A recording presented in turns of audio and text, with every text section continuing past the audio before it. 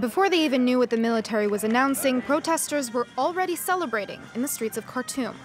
Sudan's defense minister delivered what they had been demanding for months: the removal of President Omar al-Bashir. As defense minister, I declare the fall of the regime and the placing of its leader in a safe place following his arrest. As for the army's next steps, he said a transitional military council will lead the country for 2 years until elections are held. He announced a 3-month state of emergency, a nationwide ceasefire. He suspended the constitution and imposed a night curfew. And he closed the country's airspace for 24 hours and closed the borders until further notice. The security agency also announced the release of all political prisoners. Protesters have been demanding Bashir's ouster for months, and demonstrations first sparked in December by the rising cost of bread.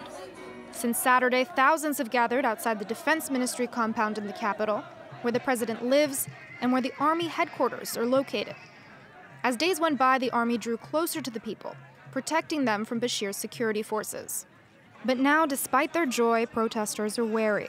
Organizers called for a civilian transitional government and say they're in talks with the military about a transfer of power.